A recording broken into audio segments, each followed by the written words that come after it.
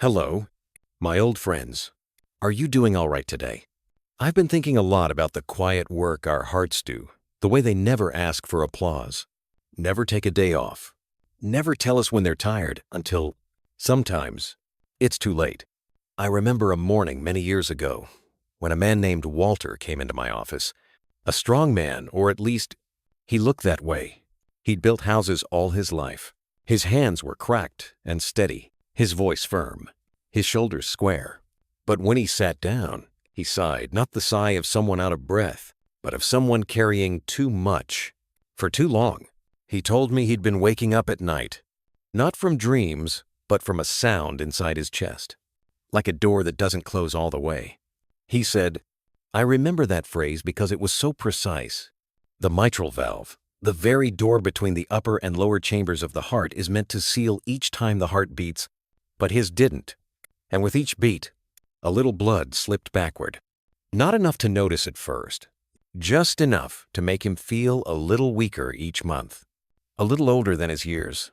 I listened, stethoscope in hand, as that faint whoosh filled the room. It was a sound I knew too well, soft, almost apologetics, but steady as the tide. A murmur, the heart's version of a whisper. It was trying to say something, and I'd learned, after 50 years, to listen not just with my ears, but with patience. Walter looked at me the way people do when they want good news but expect bad. I didn't lie to him.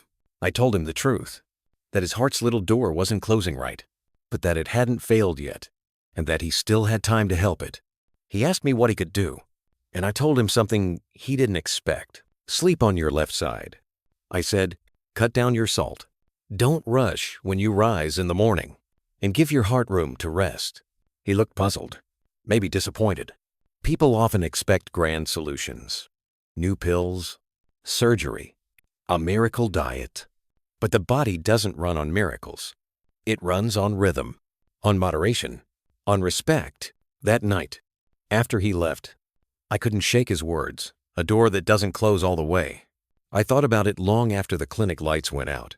In a way, we all live with small doors that don't close perfectly. A bit of regret here, a little stubbornness there. And, like the heart, we keep going, hoping the leaks won't matter if we just keep moving forward. But they do. Slowly, quietly, they do. I used to ignore my own leaks, the skipped lunches, the long hours, the way I let exhaustion masquerade as strength. I was a young doctor then, convinced I could outwork biology. But age teaches humility. You can't demand forever from something built to last, only through care. There's a certain irony in how our strongest organ depends on such fragile habits. Eat too much salt, and it swells under pressure. Sleep flat on your back, and it strains to keep the rhythm steady. Live too fast, too loud, and the quiet valve inside you wears thin from the noise. I've seen it again and again, not in the rare cases, but in the ordinary ones. The people who never take a moment to listen, the ones who shrug off fatigue as just age, the ones who believe strength means never slowing down. They walk around with hearts that whisper warnings in the language of dizziness, swelling, or the faint pulse of regret. When you're 85, you start hearing those whispers differently, not as alarms, but as reminders that the heart doesn't fail overnight. It simply grows tired of being ignored. I still remember the day Walter came back 6 months later. He looked better, leaner. His face was calmer, less puffy. He told me he'd started measuring salt with the same care he once measured wood. Didn't think something that small could matter. He said, but my wife says I stopped snoring. I smiled. He didn't realize that sleeping on his left side had shifted the weight of the heart, letting it rest easier against the chest wall. A small thing, invisible even to him. But the heart noticed. The heart always notices. That's what makes the 1% different. They're not special people. They just listen to small things before they become big ones. They trust that discipline, not luck, is what keeps the valve strong. I wish I'd learned that earlier in my career, that medicine is less about fixing and more about noticing. Sometimes I replay the sounds of my old stethoscope in my head, the crisp clicks of healthy valves, the soft sighs of the weary ones. There's a whole vocabulary in those rhythms. You learn that the heart isn't mechanical at all. It's emotional. It reacts to how you treat it, how you rest it, how you speak to it through your habits. A healthy valve doesn't stay that way because of perfect genes. It stays healthy because of consistency in diet, in rest, in peace.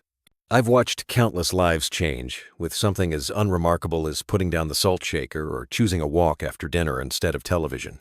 You don't have to be rich or gifted to be part of that 1%. You just have to respect the quiet parts of yourself, the ones that do their job, even when you're not paying attention. Late one evening, long after I'd retired, I found Walter's old chart while sorting through some boxes. He'd passed away at 91, peacefully, at home. The note from his last visit was short, still steady, sleeping well, no shortness of breath. Beneath that, I'd written in smaller handwriting, almost as if to myself, the door held.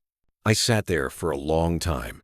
Holding that paper, I could still hear his heart in my mind, the way it had sounded all those years ago, imperfect but persistent. And it made me wonder how many doors, inside all of us, are just waiting for a little attention to hold steady too. So tonight, before you go to bed, try this.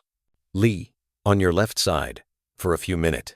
Breathe slowly, in through your nose, out through your mouth. Let your heart settle against the quiet. It doesn't need perfection from you, only patience. That's what keeps it strong. That's what keeps you here. Now, take a sip of water, turn off the light, and let your heart rest, knowing it's being heard. When I think of Walter now, I don't think of the murmur in his chest. I think of the peace that slowly replaced it. It didn't happen overnight. It never does. Healing, especially the kind that comes with age, doesn't look like fireworks. It looks like small mornings that feel a little steadier than the one before. He once told me that listening to his own heartbeat before sleep became his evening ritual. It's cuter now, he said. Not because it's stronger, I think, but because I finally stopped rushing it. That stayed with me. The man who once built houses with his bare hands had learned how to build quiet instead. I've watched many people make that same discovery, though most come to it too late. They arrive tired, zwollen, short of breath, surprised that something so silent as a valve could cause so much noise in their lives. And yet, what wears the heart down isn't chaos, it's neglect. Years of small choices, the kind you never notice, stacking up. Too much salt at dinner, too many nights without real rest, too many hours spent worrying instead of breathing. When you've been a doctor as long as I have, you stop chasing the grand victories. You start appreciating the quiet ones. The patient who decides to walk again after lunch, the man who finally gives up his nightly whiskey, the woman who learns to sleep with a pillow beneath her knees to ease the strain on her chest. Those choices rarely make headlines, but they make lives longer. Gentler, more livable. Sometimes, when I think of the heart, I picture it like an old craftsman, reliable but easily overworked. It doesn't need perfection. It just needs time to cool its tools, to realign, to rest from the labor of every beat. The people in that quiet 1% understand this. They don't try to be invincible. They just try to stay honest with their own limits. There's a tenderness in that honesty.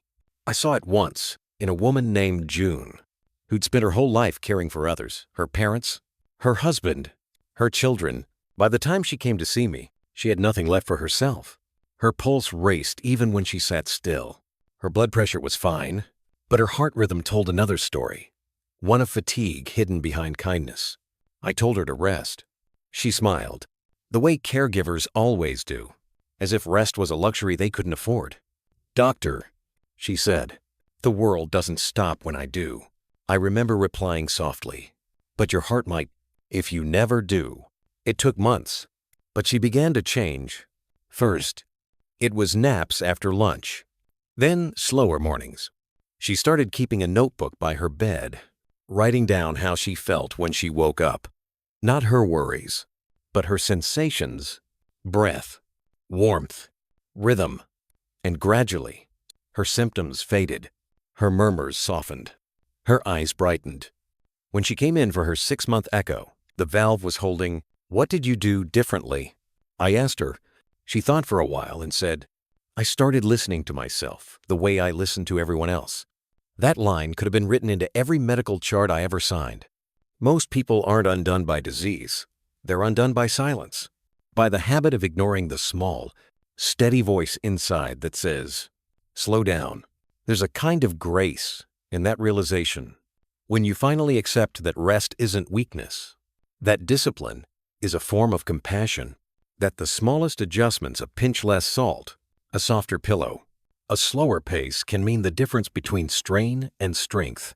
In all my years of listening to hearts, I've learned that we are shaped not just by what we endure, but by how we recover.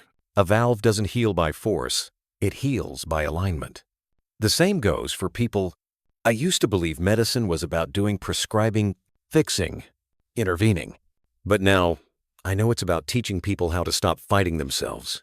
The 1% who never let their valves fail don't have secret diets or magic genetics. They simply honor the pauses. They eat with attention. They breathe before speaking. They choose calm over control. When you start to live like that, the body listens. Blood moves smoother. Pressure eases. The heart stops shouting because it finally feels heard. I remember a winter when I wasn't feeling well myself. My hands trembled as I tried to write notes. My chest heavy after climbing a single flight of stairs. I brushed it off as age. But that night, I sat by the fireplace and placed my hand on my chest. Mi puls felt unium. As if skipping stones across water, I thought of Walter, of June, of all the people who had trusted me to listen to them. And there I was, ignoring myself. The next morning, I booked an appointment not as a doctor, but as a man who wanted to stay alive long enough to see another spring. The tests showed strain, but not damage. My cardiologist smiled, perhaps amused by the irony. You caught it early, he said. Most don't. That night, I slept on my left side for the first time in years. And as I lay there, feeling my heart settle against gravity, I realized how delicate life really is, not fragile, but sensitive. Like the skin of a fruit, you must handle gently, or it bruises beneath your fingers. You don't need to fix everything, my friends. You just need to notice. The 1% who stay well into their 80s and 90s are not warriors. They're gardeners. They tend, prune, water, and trust the slow work of time. Tomorrow morning, when you wake, before you stand, place a hand over your chest. Feel the rhythm, not for fear, but for gratitude. That's the sound of partnership. That's your reminder that you're still here, still in conversation with your own body. Now, breathe slowly, in and out. Let your heart know you're listening. That's how healing begins and how it stays. There's a kind of peace that comes when you finally understand that health isn't a race, it's a rhythm. I see it now more clearly than ever. Every patient who stayed well into their later years shared one trait. They moved through life with awareness, not urgency. I remember the last time Walter came to visit me. He was 89 then, slower on his feet, but still carrying that quiet strength. He brought me a small wooden clock he'd carved by hand. Its pendulum swung gently, steady as breath. For your desk? He said. So you'll remember the sound of time moving right? I asked him how he'd been keeping. He smiled and said, I don't fight the years anymore. Doc, I just try to walk in step with them. That line stayed with me for days, because that's what most of us forget. The body doesn't want to be conquered. It wants to be accompanied. Every beat, every inhale, every night of rest is the body asking for cooperation, not command. The heart, especially, teaches us that when I retired, I thought I'd miss the adrenaline of hospital days, the urgent calls, the rush of saving lives. But what I miss most are the quiet checkups, the moments when a patient's chart said stable, and both of us could just breathe for a while. Those were victories too, the silent ones, the ones no one claps for. I think about June sometimes, the caregiver who finally learned to listen to herself. She sent me a letter after I retired. Inside was a photo of her garden, blooming wildly with lavender and mint. She wrote, I plant things that calm the air, That letter sits on my shelf to this day. It reminds me that care doesn't end when symptoms do. It becomes a way of living, like breathing slower, eating lighter, or lying on your left side before sleep because you've learned how to respect the little signals that keep you steady. It's easy to believe that strength is in motion, in pushing, doing, accomplishing. But the older I get, the more I see that strength often looks like stillness. It's the quiet act of saying, enough for today. It's choosing soup over salt. It's turning off the television and letting silence wash the noise from your blood. The 1% live this way not because they're disciplined beyond reach, but because they've learned what loss feels like. The friend who didn't listen soon enough, the loved one who ignored their heart's plea. They know that every small habit, every glass of water, every early night is an act of remembrance. You can tell when someone belongs to that 1%. Their steps are unhurried. Their laughter comes easy. They speak of time not as something to spend, but as something to share. They don't fear their bodies. They care for them like a garden that's been through many winters. Sometimes, late at night, I'll sit by the window and feel the rhythm in my chest slower now, but still faithful. It's different from the one I had at 40, or even 60, but it's mine. I think of all the hearts I've listened to, thousands of them, and how each one carried a story of persistence, none of them perfect, all of them worthy. When I hear that steady thump beneath my ribs, I imagine it as an old door closing softly and completely. No leaks, no hesitation, just a firm, confident seal, the sound of a heart that's been cared for, not abused. That's what we all want in the end, a heart that can rest without fear. So tonight, before you lay down, I'd like you to try something simple. Sit at the edge of your bed. Take a slow breath in through your nose. Hold it for a moment. Let the stillness stretch, and then exhale through your mouth. Do it again, slower, this time. Then, when you lie down, turn onto your left side. Feel the weight of your chest ease just slightly. That's the position your heart prefers. It's a small kindness, almost invisible, but it matters. Do it, not because I told you to, but because it's how you tell your heart, I'm here with you. Over the years, I've come to believe that's the secret the 1% have discovered. Their lives aren't free from illness, but they live free from ignorance. They listen early, rest often, and love their bodies as they are imperfect but resilient, aging, yet alive. After all these years, I've learned the heart doesn't ask for miracles. It asks for rhythm. Eat gently, sleep kindly, move slowly, laugh freely, test when you can, rest when you must, and every so often, lie on your left side and let gratitude do the healing. If you listen closely enough, you'll hear it that quiet. Faithful door closing just right. The sound of a heart that still believes in you, as you finally learned to believe in it. Now, take a sip of water, breathe deeply, and let your heart rest. It's earned it.